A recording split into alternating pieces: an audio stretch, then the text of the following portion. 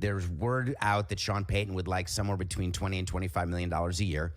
And there are owners stepping all over themselves to bring him in.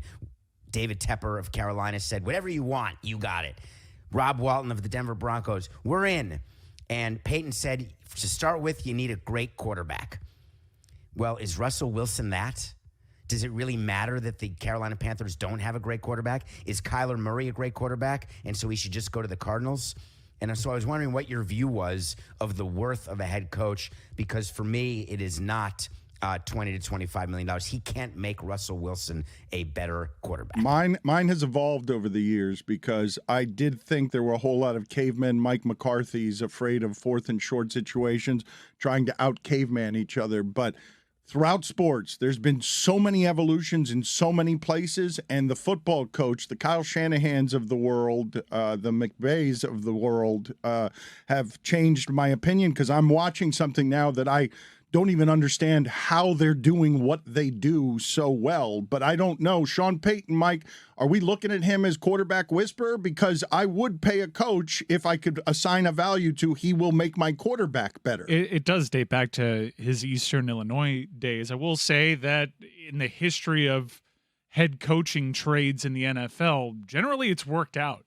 Gruden, Belichick, Parcells, there's a pretty proud history of going all in for the guy that you think should be steering the helm of your franchise.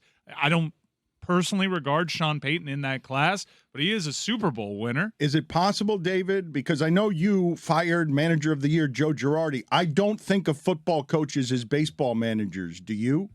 No, I've ranked him, and I have baseball managers as the lowest on the totem pole, then NBA coaches, and the top for me is an NFL coach. I've never actually put a soccer coach on that list. Where does a soccer coach go in terms of the ability to make a good team great or a great team good? What influence does a soccer coach have, Mike or Chris? Oh, or massive, anybody? massive. There's the club that I follow, Chelsea, notorious for not really sticking with managers. They constantly flip them. And so you have a manager like Frank Lampard, who's wet behind the ears, doesn't have the big club experience, struggling. They're middle of the table. They bring in Thomas Tuchel, who'd previously made a Champions League final with PSG.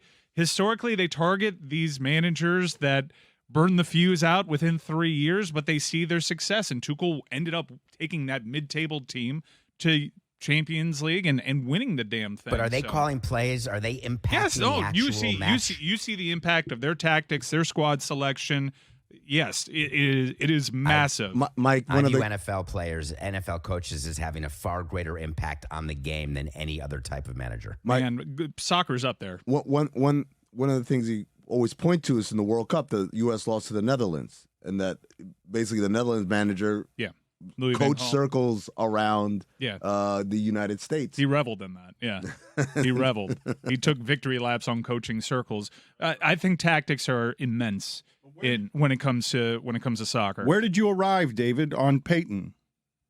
I arrived that he's not going to make any of these teams better on his own, that they need better players, and that the real problem in Denver is not Nathaniel Hackett. The real problem was Russell Wilson, and I don't think Sean Payton can make him better.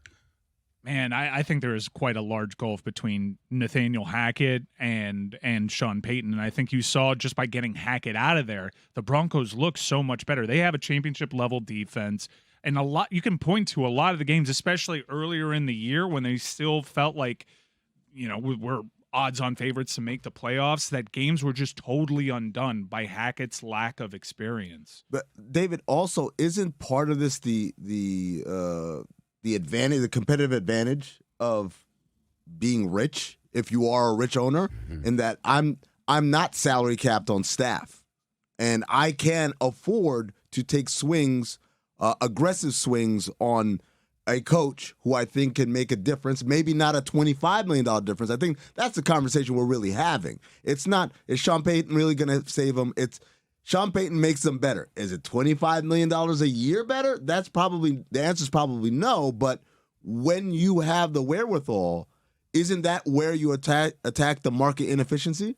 It's actually a big deal when the Dodgers under under their owner, their current owner, gave Andrew Friedman $10 million a year to be the GM and president of baseball operations. That caused more issues amongst the other owners than Steve Cohen giving Correa $315 million. And the reason is that all teams need GMs. They don't all need Carlos Correa. They can let the top of the market go and just figure out how to deal with the middle of the market and deal with the Tommy Phams of the world, which, by the way, that signing was far more troublesome to owners than even Correa. But when the salaries go up and owners do exactly what you're talking about, and that manifests itself through enhanced pro scouts, where you have more pro scouts than the other team, where you pay them more, where you're paying your player development people more, your minor league managers more, your international scouts more. All of that gives you an advantage because the best talent will then want to go to that team because instead of getting paid $50,000 a year, they're getting $80,000 a year. And that may not sound like a big deal, but it's a huge deal if you're the one making 50. And all of a sudden you're getting a talent suck all the way to the top end of the teams. And that's something that Roger Goodell has to watch for.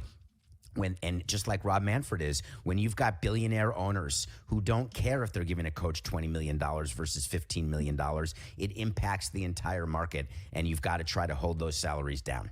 Do you guys know, because I'm assuming something about the phrase that Mike used, wet behind the ears, but I don't know if a baby is checked for wet behind its ears. Like, what are you talking about? The baby is dripping wet when it comes out. All well, it's wet on its head. It's wet on its stomach. That's just physics, Dan. Yeah, well, that's biology, but where both actually. What is the origins of the phrase though? Does a doctor check behind the ears on a baby? To be inexperienced is to be wet behind the ears. Do you all know where that comes from? It's the amniotic fluid from childbirth. Okay, well, you guys are. The doctor does not check behind the ears when a baby's born. Hold on. They suction out the nose and the mouth. Hold on, David. I have to point out, because I did not have the exact term amniotic fluid. I was just guessing. I didn't know anything because I didn't have the exact fact of the name of the fluid. So I apologize for guessing. Who are you apologizing to? To David Samson. And what is that voice? Who is that? That's the voice of I'm doing an insincere apology. Okay. Insincere apologetic fan talks like this. What are you talking about?